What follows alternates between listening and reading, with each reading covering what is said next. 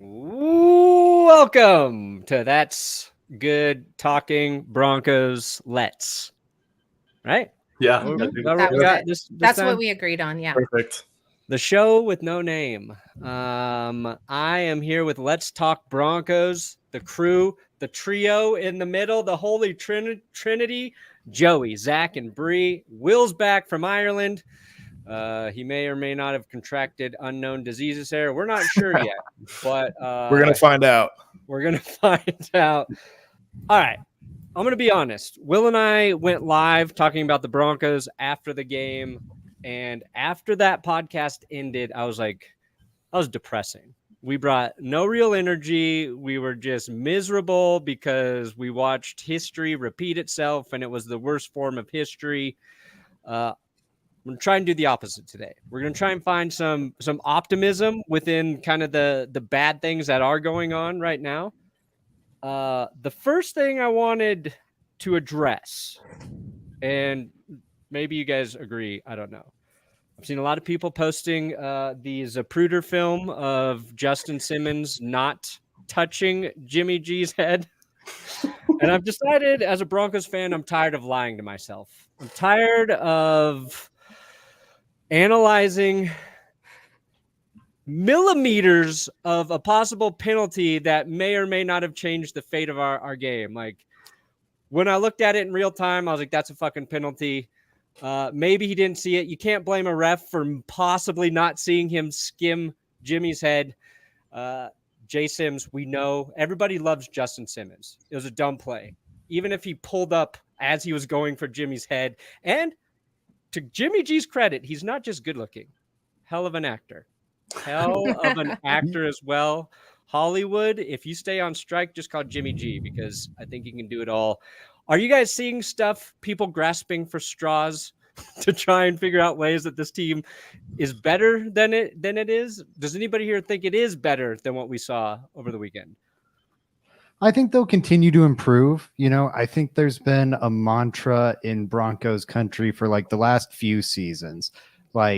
Just because there's been a rotating door of coaches and quarterbacks and whatnot of, hey, they need to give them the first month of the season to figure things out. And I think in the past that has never really panned out because the coaches have been bad or the quarterbacks have been bad or there's just been utter dysfunction throughout the organization.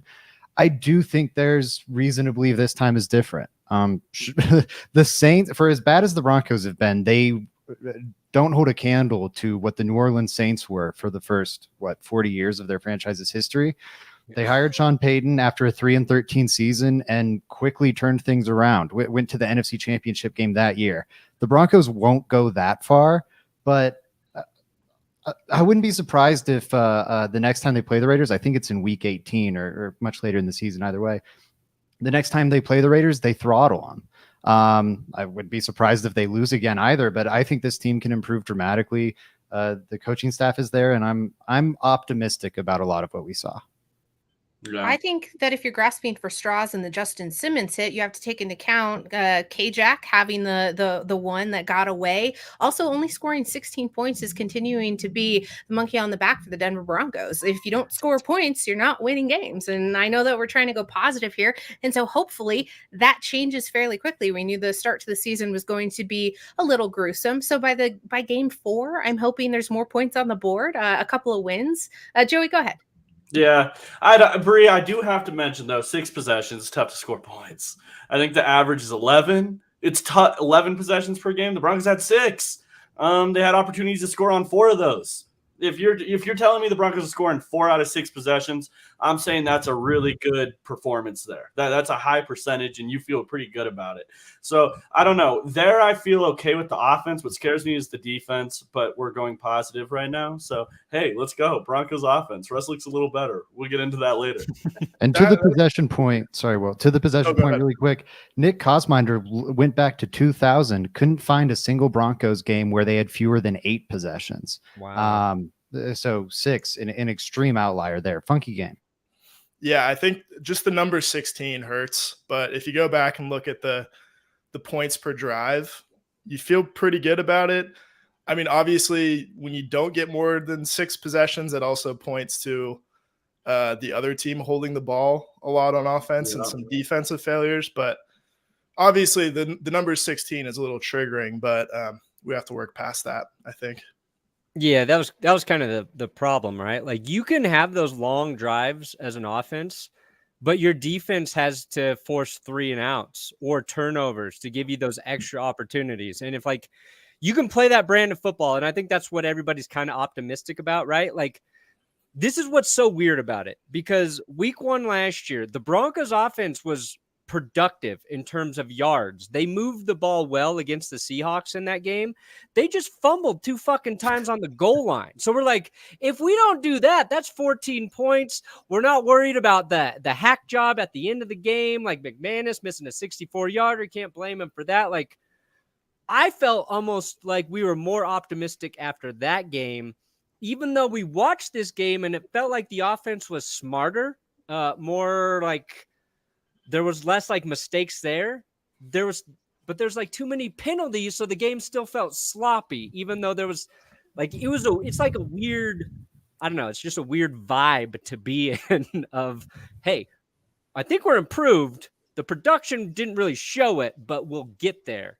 Versus don't fumble on the goal line and we're going to score 30 points every week. And then that never happened. I think it's like, I think it feels kind of like a bad thing, but it's a good thing because now there's competency. Like in the past, things were so incompetent that like you could your go, parents not letting you drink when you're 13. It's like, come on, mom, let me get drunk with my friends. And then later, like, I'm glad that where it's like, man, that Seahawks 15, game was whatever people start drinking. I don't know appropriate age of underage drinking is. Sorry, continue that. No, you're fine. But it's like, oh, that Seahawks game, that Texans game was such a disaster. There's no way it can be that bad. They'll figure it out. While this time, I think because things are more squared away, there's more competency across the most important positions. You can't blame it on that. And I think it's shining a light maybe on some of the talent deficiencies on this roster that I think have festered for a long time, but maybe we weren't aware of them because we could go, well, it's the quarterback. That's why those positions look bad. Oh, well, it's the coaching staff. That's why those positions look bad. And I don't know if that's the case anymore. All right. We're going to get into what we're really concerned about. We're going to do the panic meter again. This is a huge hit. People were clamoring for the panic meter to come back. Yeah, they basically told us do it a weekly show. It's got to be every single time. We said, no, wait a second. We got to pace ourselves. Too much of a good thing is a bad thing. Much like kicker talk. So I'm going to start off with Perna with Will Lutz. But before I do that, let's remind the audience what our panic meters are and where we start. Obviously, the worst case scenario, let's die. How about next up with let's cry? Let's hide. Not so bad. Let's sigh. Everyone's favorite. Let's ride, because the Hawaiian shirt actually makes Russell this. Wilson. That is the best Russ. Yeah. It's not even close. Danger Russ. Yeah, definitely. And let's party. Doesn't rhyme, doesn't matter. It's our show. We'll do what we want. Let's jump into it. Perna, how you feel about the kicker? Fucking hate it. Die, cut my legs off, and give them to Will Lutz for extra backup. I don't know. The one thing I complained about that I was hoping I'd be wrong about backfired in our stupid faces. I'm gonna get to that in a second because I already clicked my underdog promo. So we're doing underdog before I finish with Will Lutz.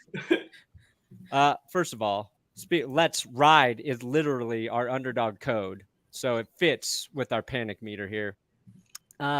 Link in the description, code Let's Ride. They're going to match your first deposit up to $100. But this week, here's a new thing they're doing that's really cool, okay?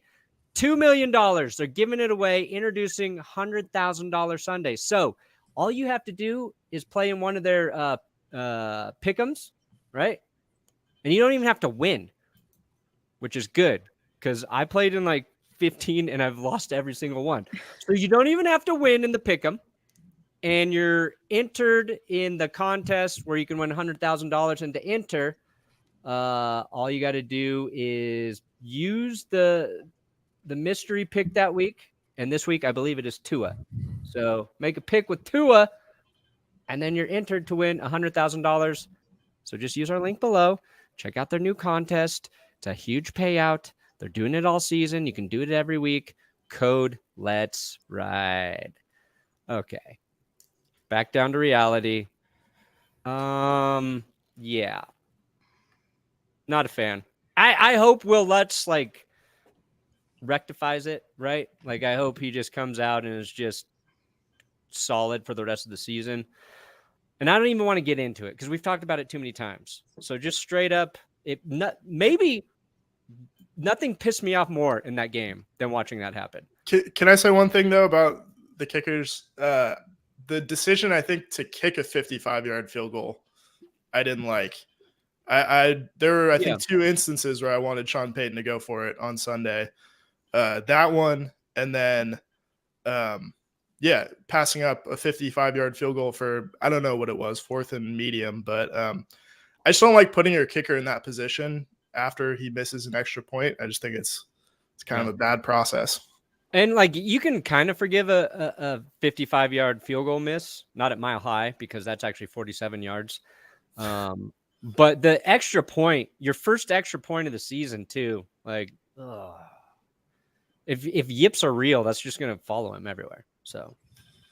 And extra points were what he was supposed to be good at. You saw the shaky field goal accuracy last year. And then it was like, well, he was elite accurate on extra points. So it's there. It was just the injury that was holding him back. He didn't have all the power. And then totally whiffs his first extra point. It's I don't know. I'm concerned. Now, Mar had a bad day too, to be fair, missing 2 field goals, but it was better than Will Lutz's. He hit a 50-yarder. I think he had one block too, Mar. Yeah, Mar had one block as well. I'd blame the turf. I'd just blame the turf. I'd be like, if I was Will Lutz, I'd be like, I prefer kicking on at turf, not this grass. I gotta get Putt green. Yeah, you know who didn't miss any though? That was Brandon McManus. Sorry to bring it up. Had to do it. That's what this show is about. The kicker talk's great. The pendulum of the kicker position is fantastic, but I want to see what Joey feels about the defense and Vance Joseph as a whole. Panic, alarm, sound it. Okay, I am with this one, I'm in let's cry, truthfully. I don't like what's going on with the defense at all. Maybe this is a hot take for some. But guys, when I look at the Broncos defense comparative to what it was last year, I think there was a regression in talent. I think Zach Allen probably isn't as good as Draymond Jones was. I think Ronald Darby is better than our other corner, Damari Mathis. Like I think there was some regression in defense. I think you were hoping to see Caden Stern step up this year. Now he's injured. The defense looks rough to me, and I'm worried about especially the depth almost in every single position on the defense, maybe except for inside linebacker. So it's really scary. And then also, okay, the Broncos hire Vance Joseph, right? Vance Joseph isn't even running Vance Joseph's defense. He's running Vic Fangio's defense. So it's all really confusing. Why hire Vance Joseph to run another defensive coordinator's defense? I would never hire Kyle Shanahan to run Sean Payton's offense. Like, it's just something I would never do. It's like I'm taking a playbook in Madden or something. I don't understand what's going on. So I'm going to go let's cry. It scares me. I thought the offense actually, despite what it looked like on the scoreboard last week, played pretty good. I thought the defense was a huge, huge issue last week. And it scares me for the rest of the season. So I'm going let's cry. You mentioned the linebackers for depth. Our guy, Alex Singleton, 5th highest graded linebacker this week. He played good. Pro Football Focus, which we love when they grade our guys high, and he got it. Also, Josie Jewell graded pretty well in there too, but just wanted to shout out old Alex Singleton because he is our best value player by far. It might be their best position group on defense right now, just because you look at the damage at safety. I mean, starting wise, it might be their best starting position group on defense and their best depth on defense. They are inside linebacker strong. The problem is that's maybe the least valuable position. And you look at the premier ones, big questions with edge and their ability to rush the passer, highest blitz rate last week, yet the lowest pressure rate. That is such a deeply concerning stat. You blitz 41% of the time and you don't pressure the quarterback 10% of the time. Against a Raiders offensive line that was bad last year and made 0 additions. I am deeply concerned about that. Washington's offensive line allowed 6 sacks in week 1 to a shaky Cardinals defense. If the pass rush isn't there this week, I'm at let's die. I'm notching it up one. Yeah, but what if that Cardinals defense is still playing the Vance Joseph scheme? Well, and that's the thing. To that point, either let Vance Joseph run the Vance Joseph stuff or hire someone from the Fangio tree to run the Fangio stuff. It's bizarre. Does anybody know how close Riley Moss is to returning? Because that should help the corner depth, right? He's been practicing, I think, but it's hard to, I think, throw him in there. It is. I mean, rookie corners, it's a hard position, man. The corner, there's an argument to be made that that's the toughest position to play in all the NFL. And I mean, while I love Riley Moss, for sure, I would rather, I don't know. It's just hard to throw a rookie in there, kill his confidence if he gets just cooked. Because Damari Mathis was cooked this last week. It would be tough throwing him in. I mean, he's still limited in practice. So until he's a full participant, I think that conversation is a ways away with that sort of depth. Will, I'm going to throw to you your opinion, your panic level on good old Russell Wilson. Did it look better?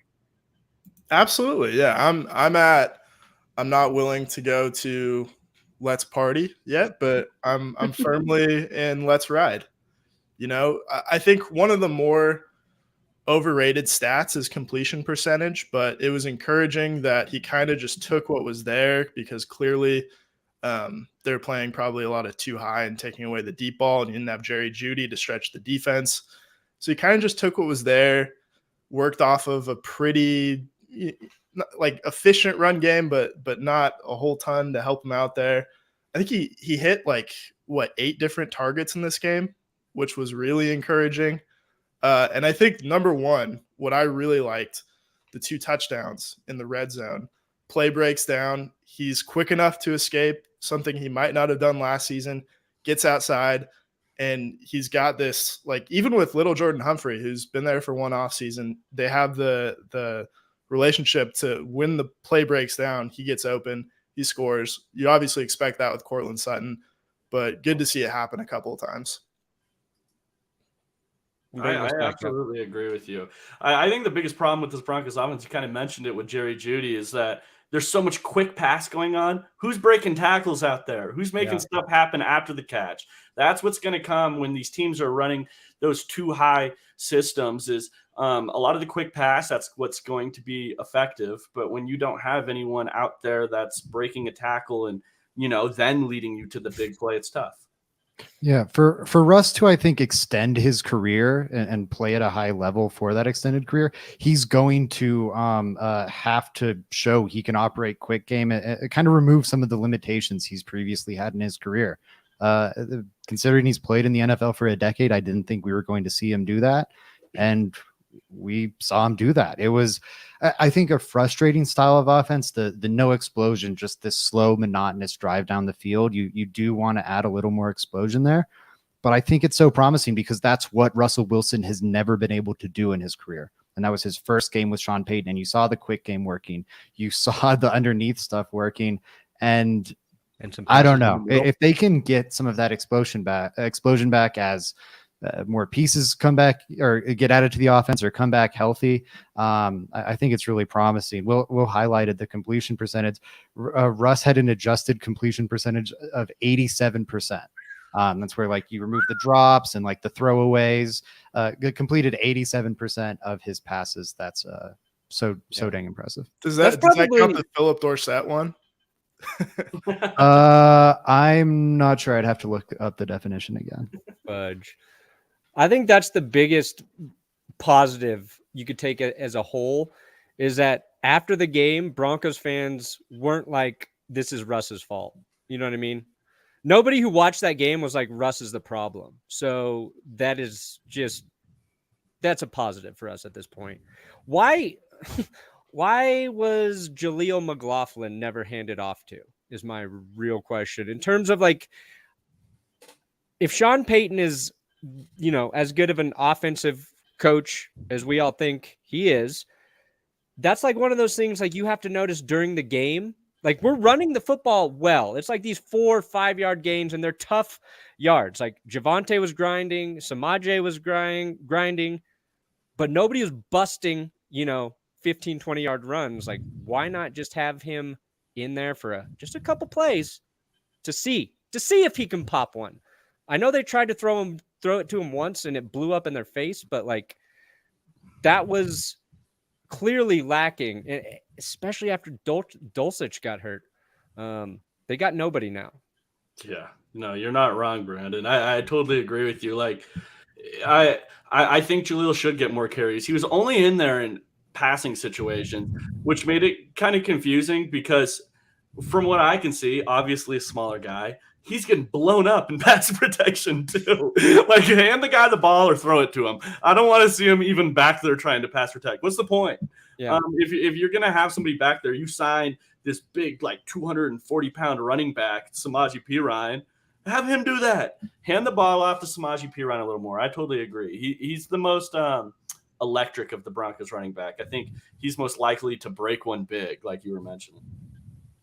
Although the offensive line was improved, we saw that over week one, over the preseason. What I'm worried about, though, is Javonte Williams got hit a couple of times pretty hard, wrapped up, layered in lasagna at some point. And it was a little bit scary there because I'm worried that if injuries start to mount too much for this team, that it's going to be at let's die levels. What I want to cover next is the injuries, and I'm going to rank this one because I'm already at let's cry. It ties in directly to Will's point of spreading the ball around. Now you lose another receiving threat in Greg Dulcich. You don't really have the replacement, although Adam Troutman obviously should see more reps here. But then you're sort of asking yourself, what is the game plan when it comes to the wide receiver room, which we'll do next? Zach, tell me, how do you feel about the injury bug? It's not as bad as it was last year, but because we're only in week 2, I'm thinking there's a little bit more of an elevated panic at this level. The Broncos, again, topping the list of players and salary on the injured reserve. The injuries? Yes. Is what I'm ranking. Okay, sorry. I wasn't sure about that. Or the We're crying every Way time. to listen, Zach. Yeah. I mean, there's a ton. I'm very panicked about it. I think it's the reason, like the one concern with the offense that I have right now is that lack of explosion. And I think a lot of it has to do with how shaky the skill positions look. And the solutions are Jerry Jeudy off what seemed at the time like a pretty severe hamstring injury. Maybe it was inflated at the time, but there's something weird with a hamstring, and we know how those can nag throughout a season. And then hopefully Greg Dulcich gets back from his hamstring. But outside of that, it's really tough to imagine. Like maybe the next time they target Philip Dorsett downfield, it works, but you're still in a position where you're really relying on Philip Dorsett. I'm really worried about it. I think it does put a pretty hard ceiling on the offense. It is going to make their lives a lot harder. And there's just not clear solutions to it. Wide receiver is a premium position. We've seen it in the past where the Broncos wide receiver room got decimated by injuries and they tried to add John Brown and whoever else. And those guys never really ever made an impact. I think it'd be much of the same this year. A full let's cry status, not let's die, but definitely let's cry. Do you think the Raiders just didn't cover Philip Dorsett because he just kept doing that in training camp? Like, he just steps out of bounds all the time for no reason. Don't worry about him, guys. Just let him run. Very possible. They had a good scout on him. Next to the missed extra point, that play pissed me off the second most. Yeah. Oh yeah. Yeah, we're talking about it was kind of fitting though. Maybe when you think about the Broncos beating the Saints, remember when they blocked the kick attempt at the end of the game? Was it Will Parks who maybe did or didn't step out of bounds? Yes. White cleats. Yeah. So wait, no, that doesn't rectify it. It's just Sean Payton got screwed by that line twice. Damn. Sean's the curse. He is the curse. Does anybody know why they were working out a punter today? Yes, I think so. I think they're facing a left-footed punter, and they want to get their returners reps with with And a left footed. Nice. Wow, that's a Sean Payton Okay. details thing. I like I it. There you I was go. curious about that. Okay. Yeah, I don't Way think to- they're replacing Riley Dixon or anything. Better not. Way to come in clutch, Will. Fresh off of vacay, and you're back with all the details. That's what's Just up. a little scoop. Just a little Exclusive. scoop. Yeah, it's a little exclusive. Perna, we were alluding to it prior to talking about injuries. What about the wide receiver group just at minimum? Do you have anything else to expand upon that point? Do you think they need to activate anybody else? Should they be looking elsewhere? What's Mike Evans up to? Yeah, trade for Mike Evans right now. Please. Here's my fear. It's that we're just waiting for Jerry Jeudy to get healthy and come back. And I think when he does, we will see big improvement there. But I feel like as soon as he's healthy and playing well, somebody else is going to get injured there. And it's going to be like, now we only have Jerry Jeudy and we can't rely on him all game, every game to be that guy.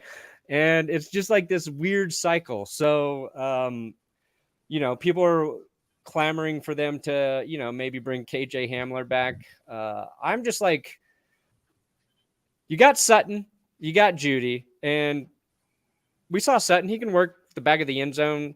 He's not the separation guy, okay? You have those two, and then just every play, just shoot in a third wide receiver. Just keep trying it until you find who the hell that guy's going to be. I don't care how many guys they bring in, how many they activate on or off the practice squad, but they got to find somebody else. It's, again, with Dulcich out, like they just got to find some speed there, and it's not Troutman. He's not outrunning anybody. No, He's that not we know. outrunning anybody.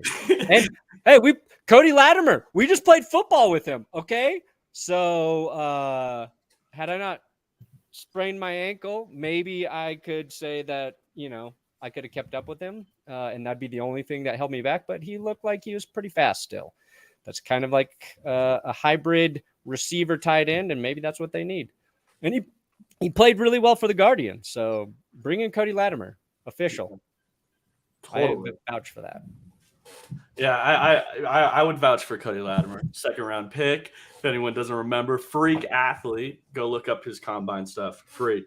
But your Troutman point, man, it feels like every time that he gets tackled, the other guy has 99 tackle or something like that. I mean, I've never seen anything like it. I don't know if it's the way he's running or something, but it's a form and clean tackle too. It's not him just going down. It's crazy. Yeah, absolutely. All right. I got another one for you. Will, I want to know how Javonte Williams looked to you. Are you panicked? No panic? I'm not panicked. I'm at let's sigh. Oh. I think.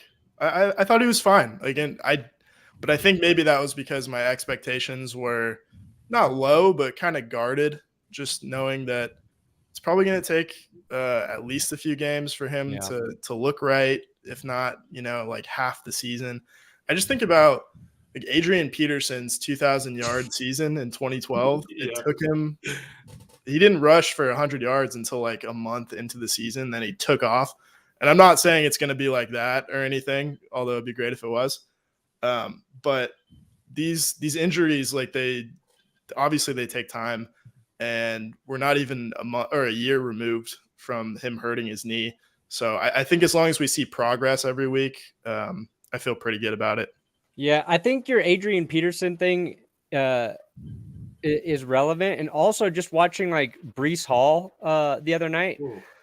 And Breece is more of an explosive runner, even to a healthy Javonte. But like, I felt fine about Javonte. Same, like, I want to know when he feels right, and then we can evaluate him. But then, like, watching Breece Hall go out there and rip off a 83-yard run. His first run was like a 20-yard run that Rodgers handed off to him. And it was like, oh, shit, he's ready to go.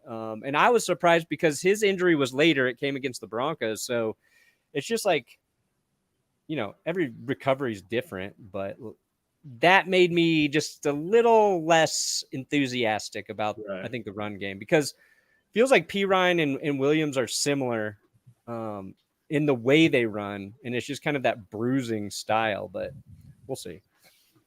Yeah, I felt good when I heard from the broadcast, though. I will say, there was one run in particular. He ran up the middle, and I heard the hit from the broadcast angle. Yeah. We were sitting there watching TV, and I heard Javonte smack that linebacker in the hole, and I was like, "Oh, he's back! I love it." I might move this up a little bit just because, maybe the one difference between Brees Hall's injury and Javonte's is Javonte was a multi-ligament knee injury, and he's not supposed to be playing at all. Like, it is unbelievable that the guy is playing. When I saw him out there during training camp getting reps, I was like, wait, what the hell's happening right now? Like, it made no sense to me.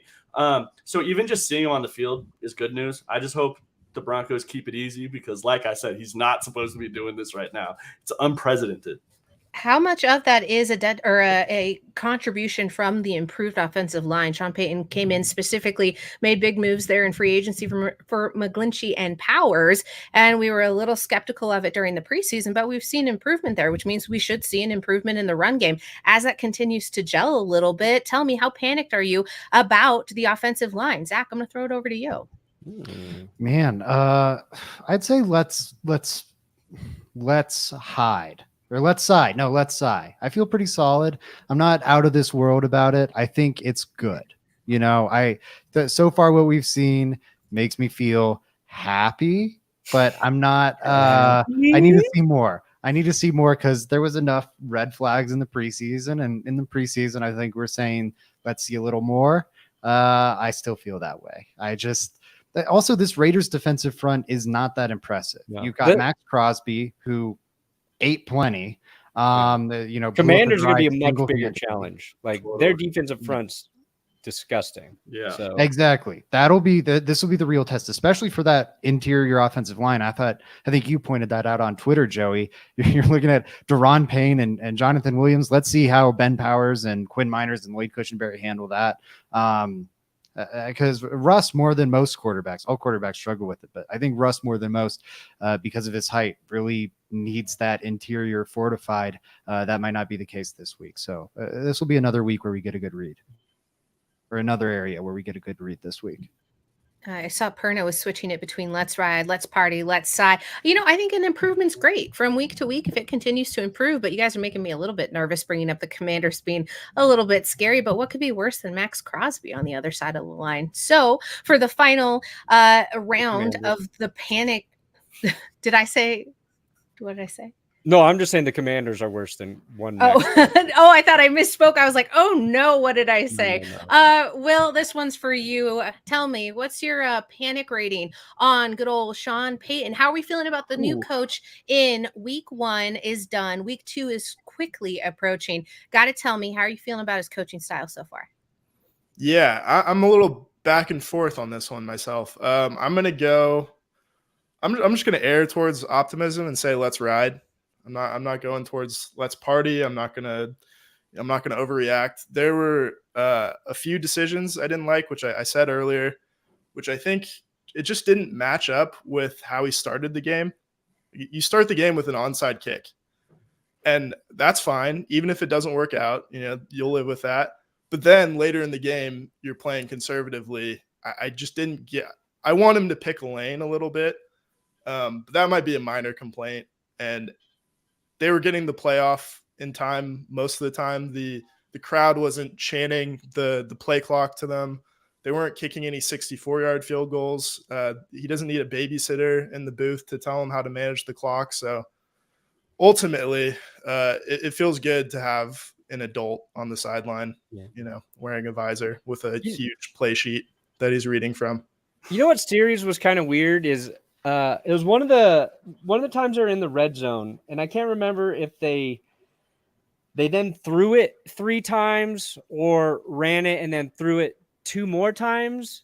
It was like, and it was close. They were like, I don't know, like 6 yards out, and I didn't understand why they decided to just not run there.